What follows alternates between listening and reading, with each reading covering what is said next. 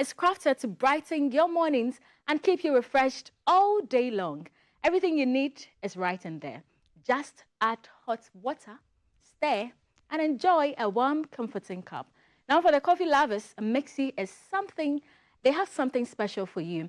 Mixi Coffee delivers a creamy, smooth coffee experience that keeps you energized for your everyday hustle. Just one sip and you are good to go. And guess what? There is more. Introducing the new delicious Mixi Strawberry, a sweet, exciting addition, and one more reason to love Mixi. Start your day the right way. Start it with Mixi. Mixi Channel Hot. Now let's take a look at our papers for this morning. We'll start off with the Ghanaian Times, and the big one says, Patricrom Road crash kills 16, several others injured. That's quite unfortunate. You can see that on page 3. 52 students honored at President's Independence Day Award. And celebrating Ghana's 69th sovereignty, sustaining economic stability through industry.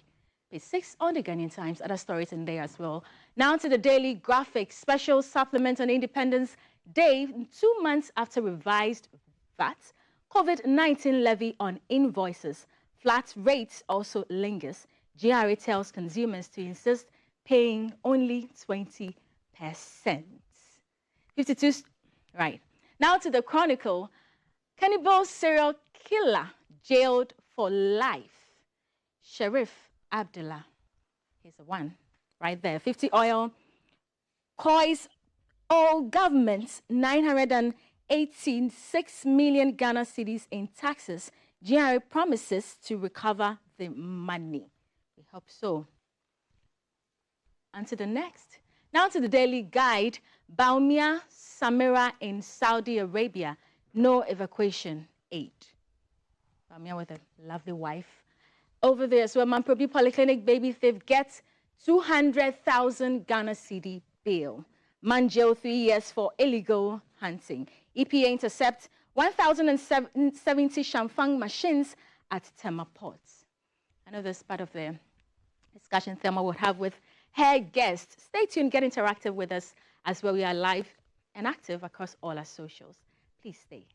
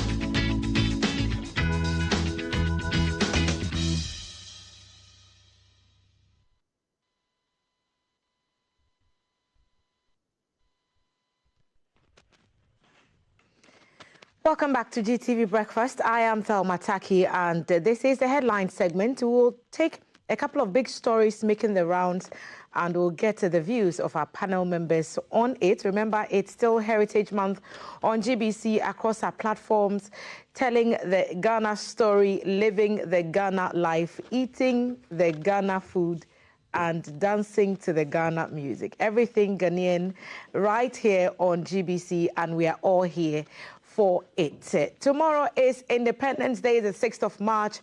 Ghana will be marking its 69th independence anniversary at the seat of government, the Jubilee House.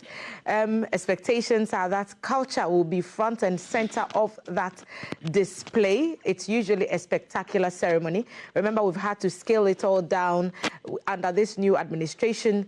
Let's see what tomorrow's celebration will look like. I'm excited to see it. I'm sure you are too. Damba fio, Agbaja fio, Bobobo fio, everything in moderation. I'm sure we will have a super swell time tomorrow. Congratulations to our country. Let me introduce my guest this morning at the table. Kofi Tonto is a member of the NPP's communications team, also a special aide to former Vice President Dr. Mahmoud Bawumia. Kofi, good morning to you. Good morning. And welcome to the table. Thank you. Glad to have you. Next to him, Honorable Abdul Fattah Al-Hassan is MP for the good people of Yendi. Honorable, good morning to you. It's Isif Mahmoud, MP for Binduri. Binduri, thank you very much for that. I'm glad to have you on the table.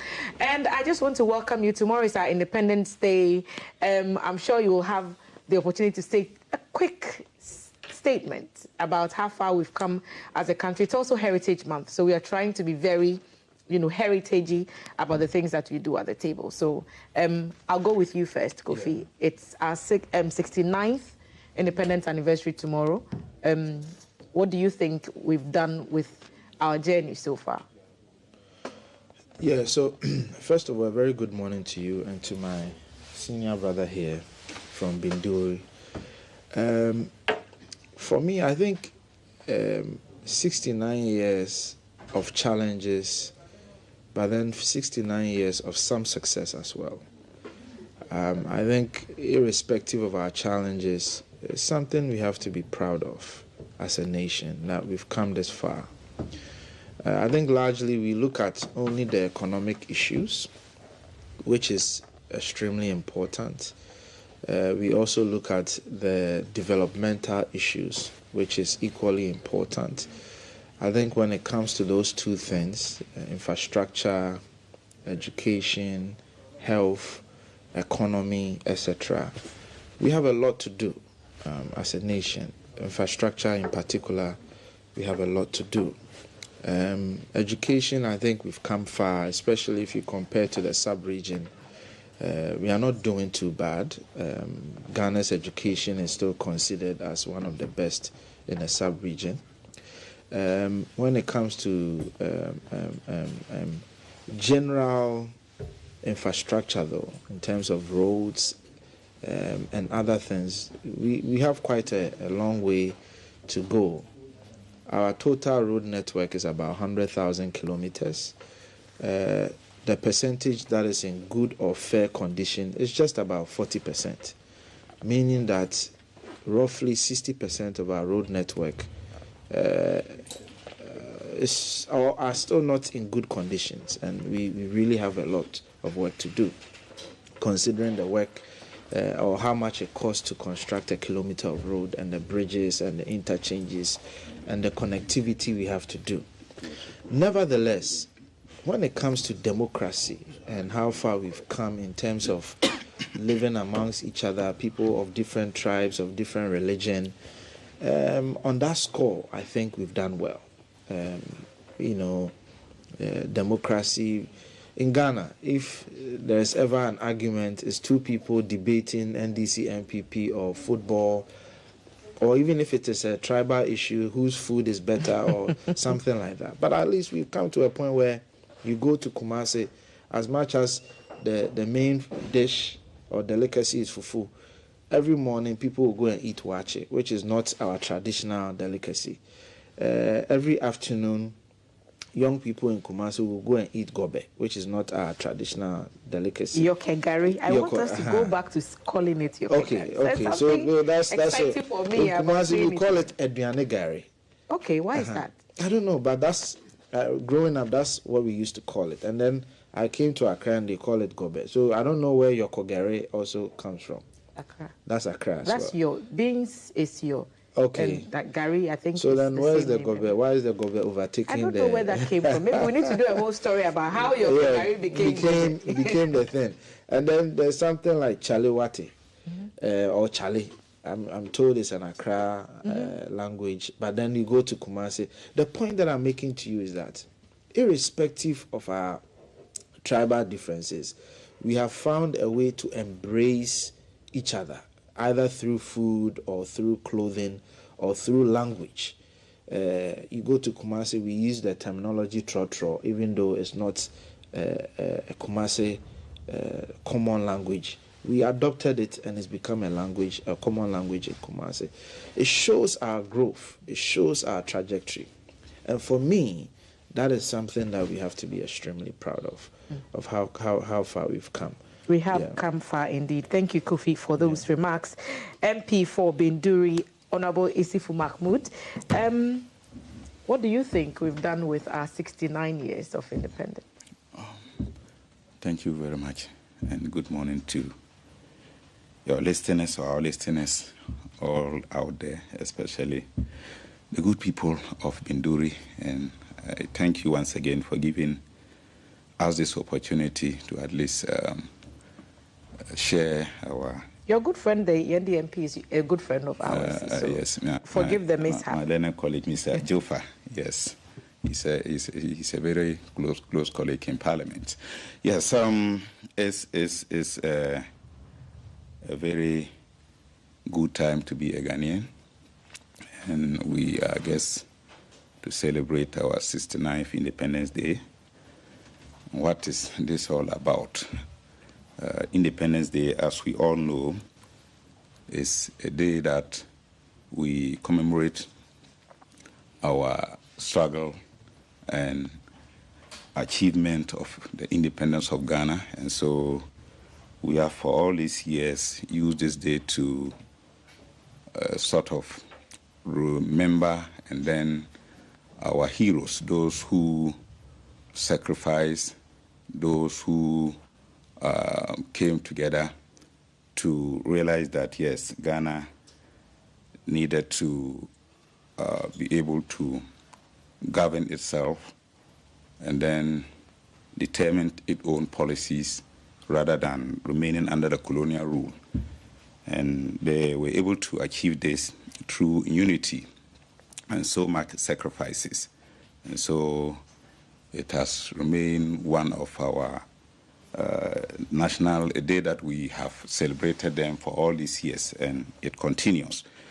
And so going forward as citizens, what this day tells us is that we need to remain united as we've done all these years. We need to show so much sacrifices and patriotism, live for others, live for nation, more than just always thinking of oneself.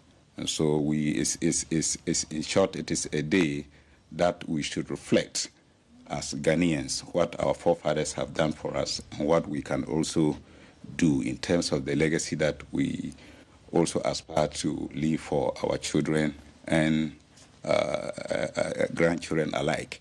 And so to me, yes, we have choked so much successes as Ghanaians, if for nothing at all, just like my brother said.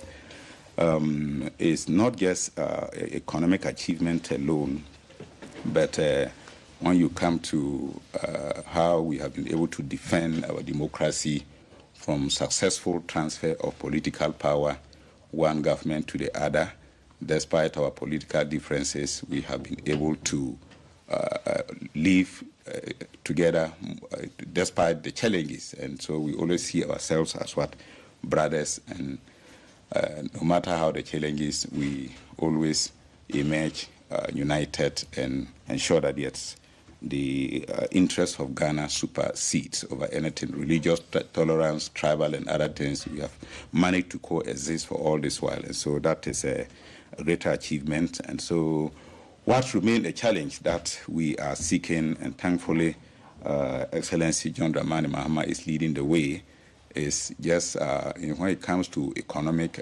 production and other things, I think we are so much import dependent, and so that remains a big challenge. And so anytime the Western world shakes or some shocks occurs there, we always appear the biggest losers, or it affects us more than any other economy there. And I think that is what we need to work on to ensure that we add so much value to our raw materials, so that we should be more independent, create more jobs, and I think that is the best way we should go. So we need to sacrifice more, just like our forefathers did.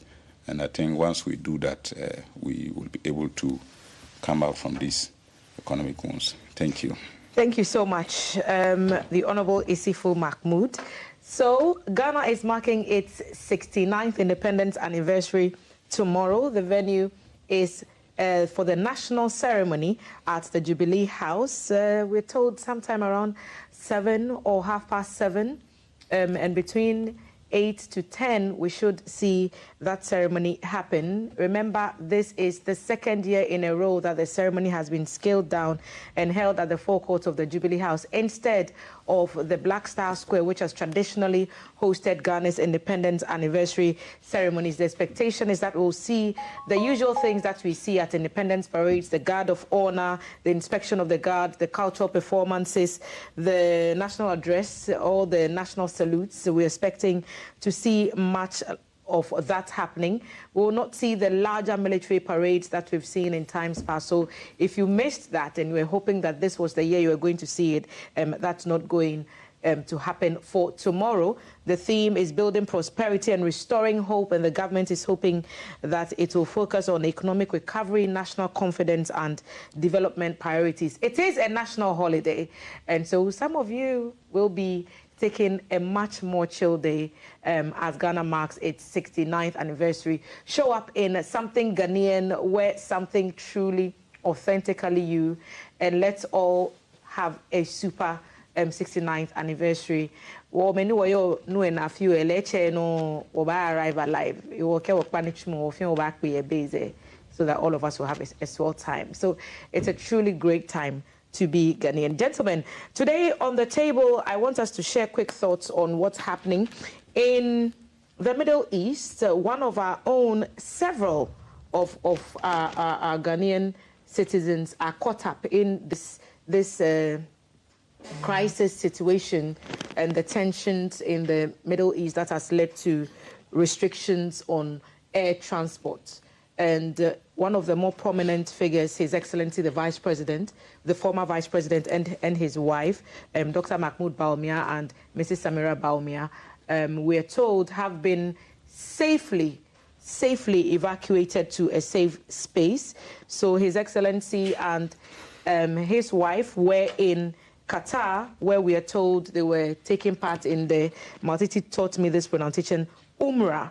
Umrah, I'm sure she'll be so proud of me. Umrah is the voluntary Hajj, and Malaji, Dr. Bawumia and his wife and his entourage were there to take part in that. It did not go quite according to plan, and after getting caught up in that situation, they had to be moved from Saudi Arabia. No word yet on where they are, but we are told that they are safe, and the action was swift and discreet. Kofi, what can you share with us? All right, thank you very much. I'm surprised as this, it sounds like a series, because as his aide, I'm even shocked at the description that have been covered in the newspapers. And I'm sure you are reading from the various newspapers as well. It sounds shocking to me, largely because His Excellency, after the 31st January election, received a lot of people. In fact, on some days, we could receive as many as 1,000 people in buses, etc., visiting to congratulate him. So we received visitors and guests for the full month of February, and then he took the decision to go to Saudi Arabia to partake in the Umrah, as you rightfully said, and then also to take some time off with his family. So they actually flew to Qatar, onwards to Saudi Arabia. So as I'm speaking to you, he's in Saudi Arabia performing the Umrah. So I'm surprised at the narration that's been put out there. Generally, because he was a former vice president, certain courtesies are extended to him whenever he travels, especially if where he goes is within proximity of the embassy. So, for example, he went through Qatar. So once he gets to Doha, I mean, Doha is a mid-sized city. So definitely the embassy is within proximity. They will attend to him and offer the courtesies that he deserves. But we've been to other travels. For example, we were in the U.S. I led the exercise, and that particular part of the U.S. that we went to, the same courtesies were not entirely offered. But other parts of the U.S. that we went to, the consulate, the one in New York, was within proximity, so they offered the courtesies. As much as they can, the embassies are gracious enough to offer courtesies because he was a former vice president, largely to ensure that the dignity is maintained, especially through the passport processing, immigration processing. They will take him through, and then if they have to escort him to the destination that he has to go, if it is a public event and they choose to participate, they may hang around and support, and etc. So it's just one of those courtesies being offered to him as a former vice president. It just so happens that the whole exercise or the whole travel happened at a time where that area is facing some degree of instability. So it falls within that time, and maybe the embassy is already engaging in some evacuation exercise. I'm sure the foreign minister has put out that they have efforts to evacuate Ghanaians in UAE and within proximity. So perhaps it fell within that time frame, and that is why maybe the narration is out there like that. But the most important thing is that he's safe. Currently, he's in Saudi Arabia performing the Umrah from today and onwards to Saturday, and then he will move from there to his next destination. So he has not been evacuated? That's what I'm saying, that he is already on his trip to Saudi Arabia. And his travel plans have not been interrupted in any way or form by the ongoing His situation? travel plan is to go to Saudi Arabia. As I'm saying, currently he's in Saudi Arabia performing the Umrah from today, and then we'll end it on Saturday. And then we'll continue on to the next destination. If it becomes necessary that we have to share his next destination, we will. But what I can tell you is that he's currently in Saudi Arabia performing the Umrah.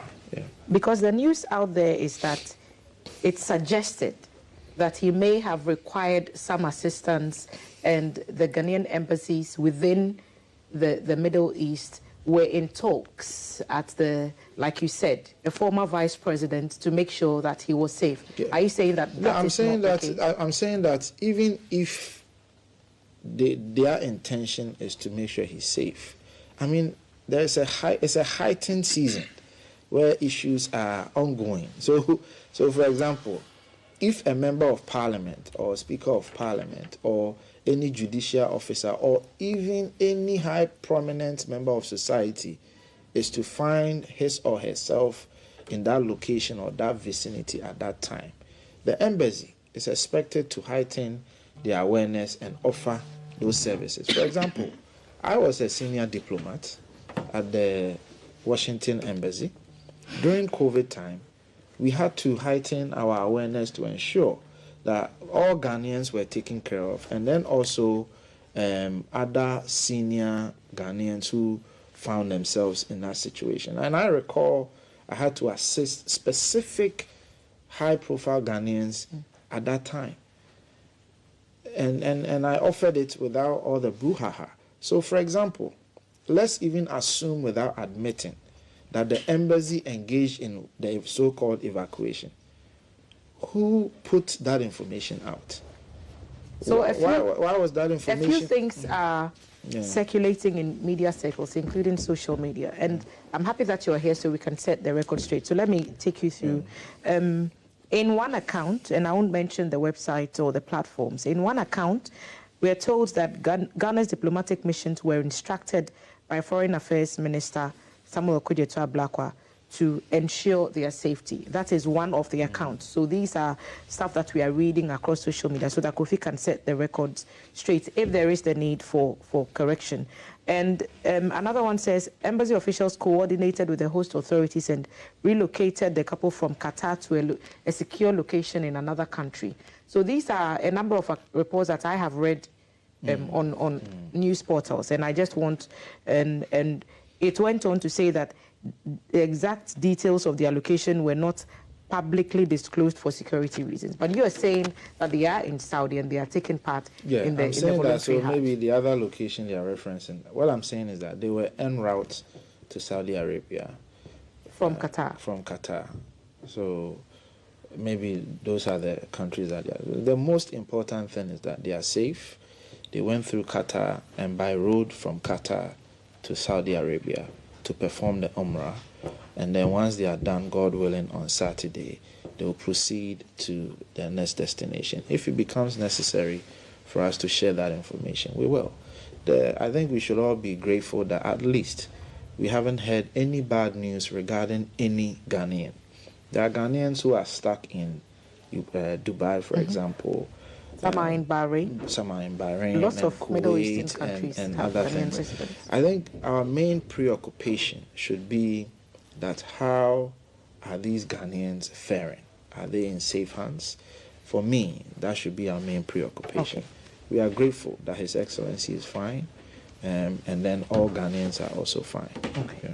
Honorable, any thoughts to share on this? So Kofi appears to be saying that an evacuation has not happened, and that contrary to some of the reports that we are reading across some news portals, that has not been necessary because His Excellency, the former Vice President, is going through a routine, part of his routine travel. Yes, the tensions are there, but nothing untoward has happened. What do you have to contribute to that? Thank you. Happy that Kofi has set the record straight. I wouldn't say he has set the record straight. Okay. But what I'm happy is that he has made, I don't know if you were privy to that, I wasn't, but he made it known to us that he was a diplomat or a consular staff in the United States. And so he understands the protocols the protocols, the practice more better than we, the laymen here. And so I was expecting that he should make us understand, or the listeners how they understand that yes, that has been the practice, and the foreign ministry is carrying out its mandates by law, by constitution, as enshrined in Article 40, that we have to discharge our foreign policy and principles by ensuring that we give consular protection to our citizens in any part of the country. And so if it happens that it is our former vice president whose name pops up, it is not just him alone, we are told, and no one has come to or tried to contradict that in any form, that our consular staff or our citizens who are in Tehran, the capital of Iran, where we know that they have suffered the worst form of the conflict or the war. They have evacuated everybody there. Though we don't have details of the names because of maybe they don't have that political status as our vice president. But the fact remains that... former vice president. Sorry, yes. But the fact remains that the foreign ministry is or has engaged in some form of evacuation in one way or the other. That is not in dispute. We have further... Did that evacuation, would you know if that evacuation included the former vice president? Because Kofi is saying... No, it cannot. I am only saying that that evacuation took place in Tehran. As Tehran, that is where the conflict is very good. And then apart from that, we have also listened to so many personalities. I think some media personality, I cannot recall his name, but both Joy and City News interviewed him, and he said he was in Dubai. And he admitted to the fact how the Ghanaian foreign ministry, as well as the consular staff in that country, was very proactive as far as advising them, asking them to stay indoors, and those kind of things is concerned. So some of us were not even aware at the time that our former vice president is also, in Qatar at the time. And so we are also much aware that, yes, for the past 2-3 days now, Qatar had this kind of temporal ban on their flights. And so if knowing that we have this personality in that country, and for that matter, the last few hours we told that we were again told that yes, they've now lifted the ban on travel to certain countries, and so some countries' flights can now take off to their destination. And so if the Ghanaian mission there, in collaboration with the Qatar and as well as the Saudi Arabia, has managed to take our former vice president safely to Saudi Arabia to perform his Umrah. I think it's in the right direction, just as he alluded, but I don't see why he is doing everything possible to tackle down the efforts made by the foreign minister or the diplomatic. The suggestion is that by the story that is on the portals, so I want to know where the information came from, first of all, that the former vice president had been airlifted, and who shared that information publicly. And now his camp is saying he was not in any danger, as the story alleged or implied. Do you understand that? It is not for his camp.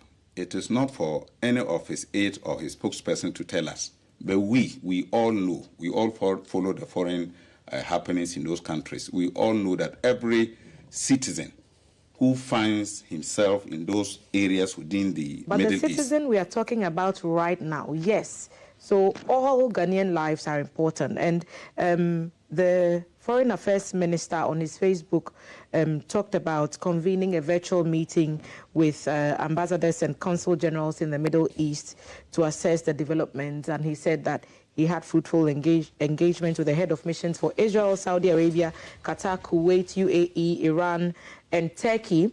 And he said that the safety and welfare of Ghanaians remains a top priority. So that's we should not question. I don't think we are questioning that.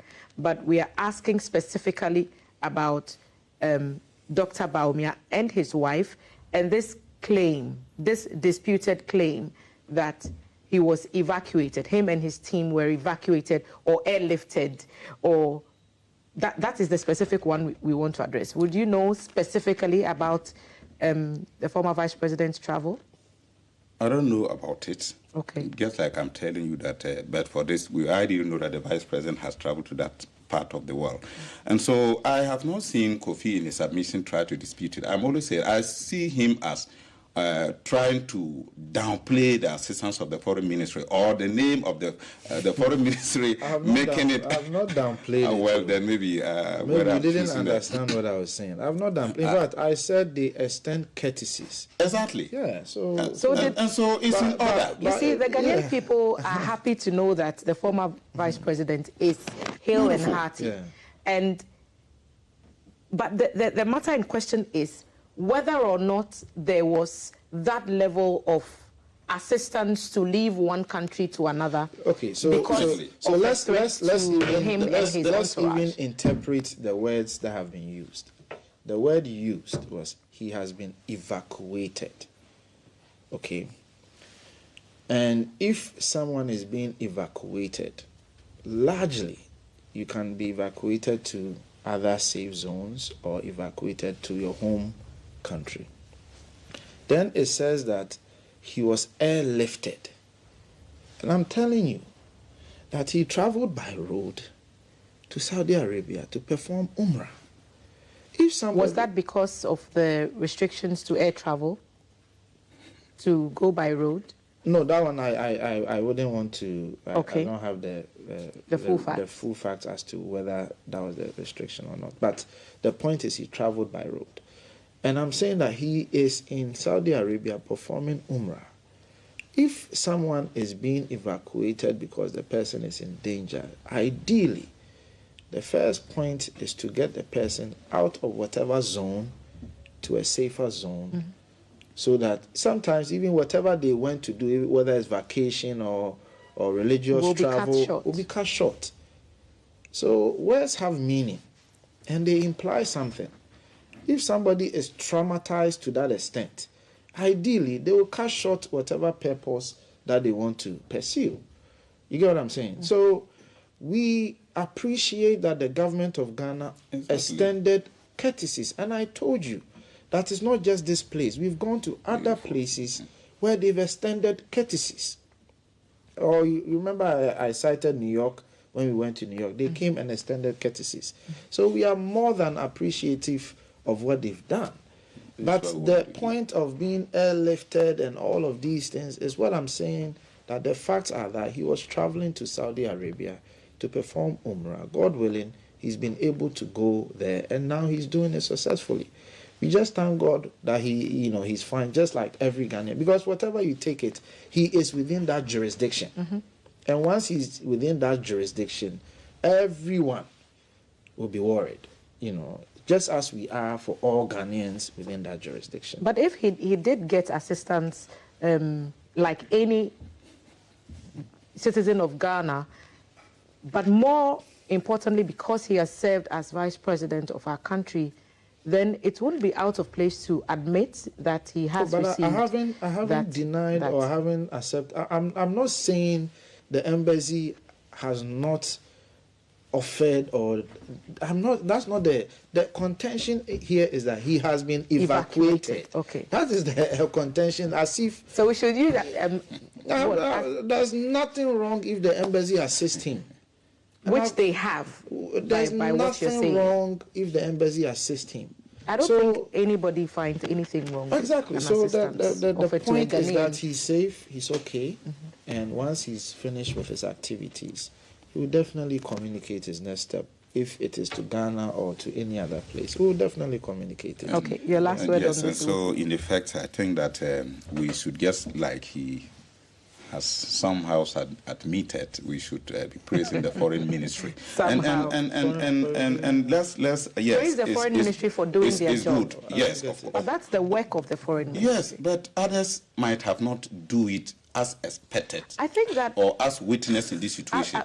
Well, it's a requirement. Of course, I have the already diplomatic mentioned mission. that. I have done that. I am not saying it is not. I laid the constitutional legal framework for that. So it is incumbent upon them to do that. Mm-hmm. But there are some instances where our Ghanaian compatriots who find themselves there may be even struggling to have access, information, or whatsoever regarding their safety. And that doesn't happen. And it has happened before. So at least, yes, it is their constitutional mandate. But if they they carry out that mandate to the high expectation of everybody as Ghanaian, at least there is nothing wrong with praising the hardworking foreign minister. You know what's funny in Ghana from doing that. And so yes, Bawumia's stature, his status as a former vice president, his name must lead the way.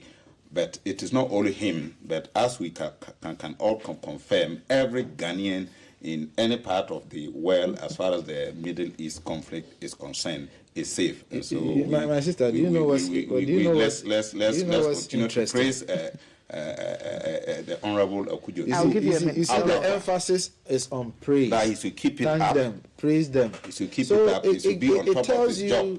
We admire him so much, and so he should just continue. Okay. It tells you their intent. Their intent is to. Thank you, Honorable. I think your point. Their intent is to politicize it, to say that they have done something marvelous, something that is out of this. That is the intent. When you go on social media, Aban Papa Ba, look at how Aban Papa has rescued Bawumia. I mean, we politicize everything. I just gave you an example where I supervised this evacuation is in its proper terms.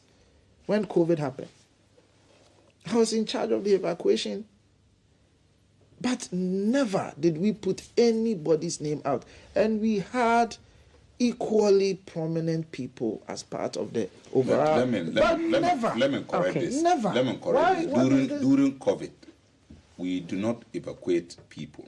Okay.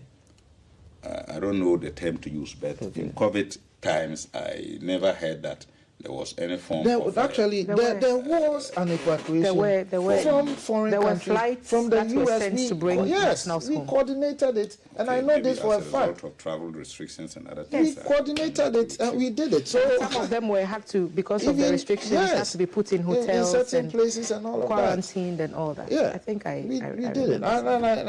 and I remember all the details, and that's Okay. what I'm saying, that we did it for other prominent people on both sides. Okay. But we just left it about. It's almost like we have to score political points out of. Okay, Even if so- you assisted, I mean, this is not the way to go about it. The bottom line is that His Excellency Dr. Bawumia, his wife, and the team are safe. Yes, yes. They are continuing their routine travel arrangements, performing the Umrah. Yeah.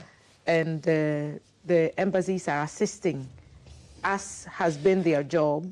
You are now compelled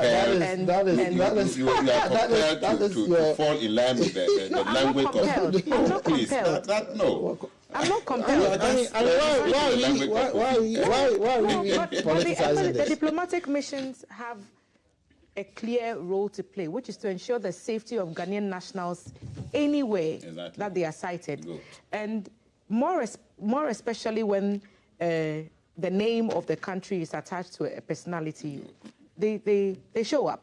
Yes. And that has been their job over the years. Exactly. And they've done it commendably in many of the instances. And so But this is, that in should this be... case, it is extremely good, and that should be Aban Papa, we here. Let's do some other big stories. War in parts of the country. Now, the National Petroleum Authority, NPA, has now stepped in with new guidelines. The regulators are offering discounts only at certain outlets, and it argues that this will ensure fairness across regions and maintain stability in the downstream petroleum sector. There are very varied debates about this directive and this issuance of the new guidelines. It's a, gentlemen, I'll start with Honorable on this, Isif Mahmood. Is it consumer benefit over market control? Because the consumers say price wars are good, they help us, we go to the cheapest place, and the OMCs, to be competitive, are forced to bring the prices down more. So if the masses are happy, why is the regulator saying they should stop?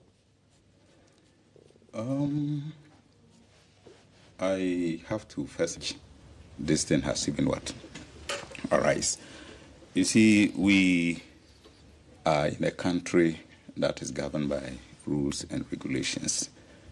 And so when it comes to the downstream industry, of which the NPA is the major regulator of that sector, it is governed by the NPA Act, that's Act 691, as well as the regulations of that regime. And so the major objective, among others, as far as the Act 691, that's the NPA Act, is concerned, is to ensure that it regulates the marketing and to some extent ensure fair pricing regime to protect OMCs as far as the marketing, sale and distribution of oil products is concerned, as well as protecting the consumer, as you indeed also alluded to. And so we have so many OMCs, and we are also practicing a deregulatory system, where one will even be wondering that if we are indeed practicing a deregulatory system in the downstream petroleum sector, why then will the regulator be saying some of these things? Yes, it is also the duty of the regulator to ensure that even despite the deregulatory system that that country has practiced successful for almost 2 decades now, they have for all these years been successful by ensuring that, yes, they regulate the OMCs to ensure fair pricing so that some of them can exist. And so if they allow some of the oil marketing companies to sell below certain trend. They are doing this in line or in order to also ensure that the products, the product's quality is not the same. Though the NPA too ensures that yes, Ghanaians are given consider to some extent a good quality petroleum products. So is the NPA protecting the fuel companies or the consumers? The NPA is protecting both.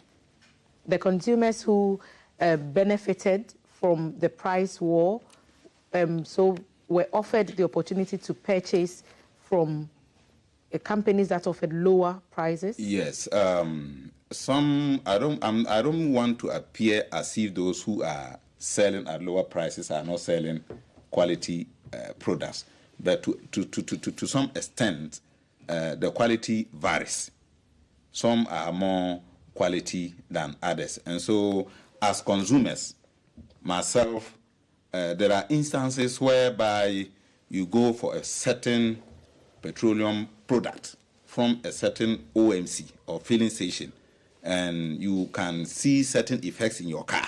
Our marketing principle says, let the buyer beware. If the buyer, the consumer in this case, who is at the petrol station, feels, well, if I'm getting it for this price, I'm willing to take the chance on the concern that you are raising. Why is the regulator still invested in not ensuring that that does not happen where the OMCs offer these discounts? Yes, the OMC has to do that because when you don't do that, because we want to ensure that there are multiple players in the industry.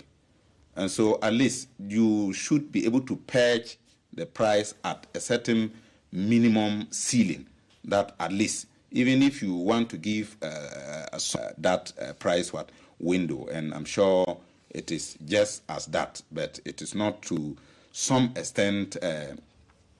NPA is not saying that trying to fix the price at some minimum and some maximum level upon which any of the OMCs can now choose to sell and ask against the maximum ceiling. So the price is not going to be fixed.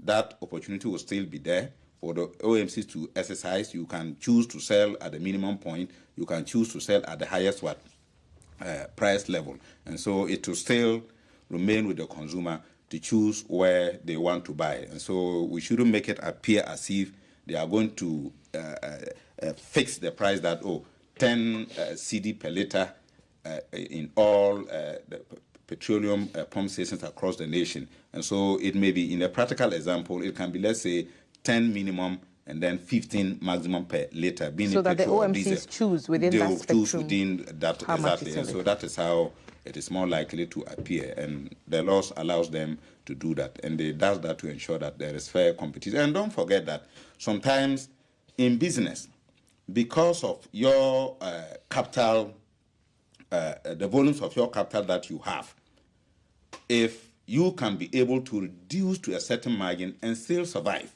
But if I am pushed to do that, I may not survive. And so if we don't do that to also protect some of the OMCs, they end up collapsing. And as soon as they collapse, those companies that appear to be selling at the lowest prices in the first place, and that caused the collapse of those who cannot withstand it, will now come up again and now take full control of the industry and now sell the prices that they want. So whichever way you want to look at it, it will still, to the benefit of the Ghanaian people. Make sure that, yes, when you also do that, let's also be mindful of employment issues. Some of these companies are also employing a lot of Ghanaians. And so if they cannot go with the minimum or the lowest price that the others are pushing them to, they'll end up collapsing. And when they collapse, their workers will be laid off, and that also become a burden for the country. Thank you, Honorable. So the Kofi, the new NPA directive is now like a revised petroleum pricing guideline, and that it's supposed to take effect on the 16th of March 2026. The key rules: uniform prices across all stations of the same OMC. So unlike what we saw where certain OMCs picked some stations and applied reductions to fuel prices there. The OMC is saying what you're paying for fuel at Nima Roundabout should be the same as you're paying for Honorable's constituency in Binduri, so that there's uniformity across all the stations if it comes to one OMC. It's also saying that the prices submitted to NPA must match the pump prices. So you can't say, NPA, this is how much we're selling for, and then go and sell it at a different price. Greater transparency. It has not banned competition, strictly. It's just saying there are certain parameters within which this should be done. What do you think about this new revised guideline? First of all, aside from the fact that NPA is saying this will offer transparency and adherence and enhance monitoring, NPA is not really telling us what outcome they are looking for and how this new revised framework is going to inure to our benefits as consumers. I would want to believe that NPA has done their works and their permutations and analysis, and it points to the fact that coming up with this revised strategy ultimately will offer enhanced benefit to you and I. But I think they have to communicate that. At least from the story that I read, I didn't get a sense of that. But at least on monitoring side, if you submit a price to NPA and you go to the market and offer a different price, it makes monitoring very difficult. Because there are instances where you pay for X amount of petrol, and even when they are done, you ask yourself, say, is that really... My dial hasn't moved. Recently I had an emergency, and at the time I didn't have any money on me, except for 100 cedis. So I'm like, okay, where I'm going, if I don't buy that 100 cedis, so it gets me to the house, I'll be in trouble. I may find myself in the middle of the road somewhere. So let me at least buy that and then get home, and then at the right time, I'll just go and fill up my tank.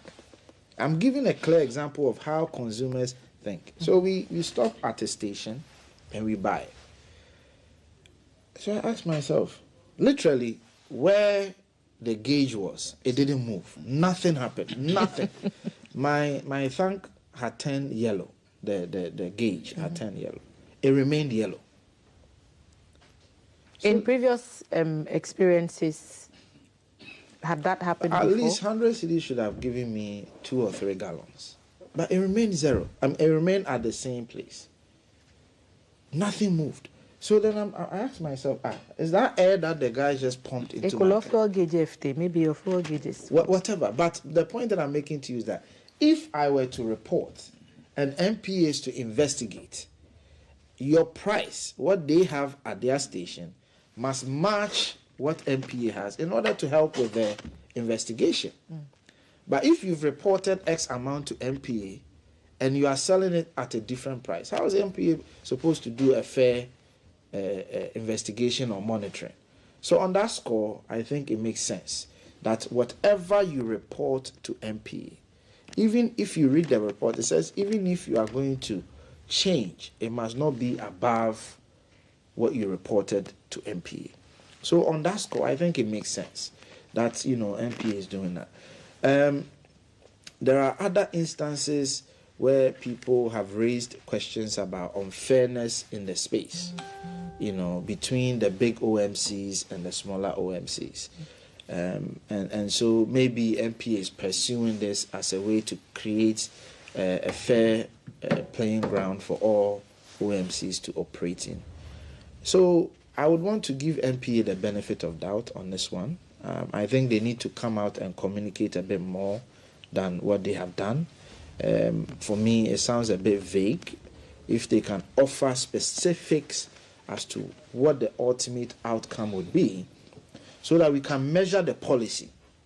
The most important thing is that 3 months from now, 4 months from now, Ghanaians ought to be able to say that due to this new policy, we have seen these improvements at the pump. But if you don't give us some direction as to what to expect, it becomes very difficult for us to measure the outcome of the policy. So we'll give them the benefit of doubt and hope that the new enhanced, as they call it, or redefined guidelines will give us better services at the pump. I think you've written an excellent invitation letter to Edudzi Tabaklo and his team. Oh, yeah. To be on our platforms and offer further information. Yes. I think Honorable has done a great job trying to explain some of these rationale to us, but it will be better coming from the regulator himself. Yeah. So Honorable Edudzi and Na Atweh and everyone at NPA, this is your invitation.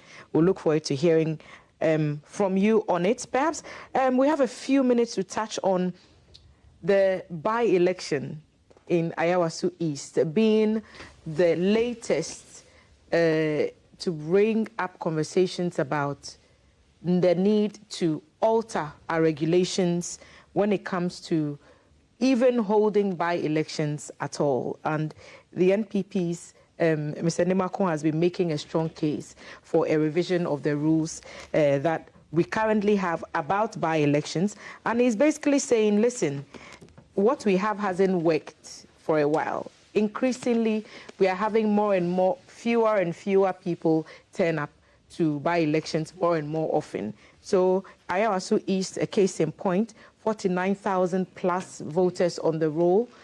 Under 17,000 showed up to vote on voting day. That is those whose mathematics is good and mine is not good. 30 or so percent. So what's the total voter population? Almost 50,000. So it's upwards of 49,900 registered voters in the constituency. Under 17,000 turned up. Well, yeah, it was 14,000 that turned up.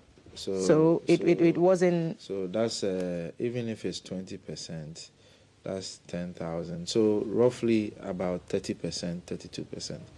Yeah. So what do you think about these increasing calls for a relook, a national conversation on how we want to handle by-elections? Yeah, I think it makes sense. Some people have actually argued that why don't we allow the incumbent to just go ahead and acclimatize or appoint or within themselves elect someone to then go and replace the person. But I think the bigger question is, Ghanaians reserve the right to determine who represents them when there's a vacancy. When there's a vacancy. The fact that I voted for person A doesn't mean, and the person A comes from MPP or NDC, doesn't mean I will necessarily prefer another MPP person, especially who that person is. So I'll give you an example. Kofi Tonto is voted for in a constituency. For whatever reason, there's a by-election. Somebody voted for MPP because of Kofi Tonto. Maybe my personality, my character, my intelligence, the way I relate to the people. Doesn't necessarily mean that if you bring another MPP person, they will vote for I'll vote for that MPP person. So keep things as they are? No, I'm not saying that. I'm saying that wrap it up. What Evans Nimako is saying makes sense, that we need to relook at it. Okay. But I am only saying that when we are looking at it, we need to make sure that the voter choice is not eliminated. Okay. That is the point that voter choice must be maintained. So however we look at it, ultimately, voter choice must be maintained because the person is a representative of the people. Okay. So we cannot necessarily elect for the people when they haven't had the chance to determine. Do so themselves. Exactly. But quickly, I know time is up. Yeah. There is this issue that is coming up, and I think you have to look at it. Government sold 18 tons of our gold reserves. We won't have time. I want Honorable to have a quick take on this because we have contractual obligations in 3 minutes and we'll have to go. Honorable Isifo. thank you for calling him to order. He can go and do his press conference, and that is what they are noted for. No, we Yes. like everyone to have the opportunity to make their case, and now you are taking from your own time. He's going to do his press conference. That is what We they are have to noted be for. out of here in Yes. a minute, so Thank you very much. By-elections, in a minute, then let's yes, wrap I've this been up. looking for this wonderful opportunity to reach out to my senior learning colleague, senior comrade, someone I admire so much, a mentor for that matter, Baba Jamal, to say a big congratulations to him in this occasion of his he emerging as the MP-elect for Ayawaso East. This is a man who has struggled throughout his political career to represent his people, or who always wants to find himself on the legislative side of what governance, because in many occasions he is always in government, and to some extent even with privileges far better than Honorable, we'll have that to of go in Parliament. just a minute. So yes, it's good. I agree with Gary Nimakon on this call on the aspect of how the state spends. I didn't feel proud. Sorry, yes. I was not proud at Asinov by-election as a Ghanaian. Equally, I was not proud at this place, Akwetia. The level of display of police vehicles, I was just crying, who is going to pay for all this? Just for a by-election. And at the end of the day, if the Interior Minister comes to Parliament to tell us, to account to us how much is spent on a by-election, it is not the best at all, considering the needs of... Were you not supporting the call for by-election in Pandai? Gentlemen, we will have to bring the conversation to a close here. Honorable, I want to appreciate the time that you've spent. Kofi, we won't have time to get into the details, but we'll have to end it all here. We are compelled by law. You fought for by-election in Pandai. Honorable Isifu Mahmoud is the MP for Binduri, and Kofi Tonto is an MPP communications team member.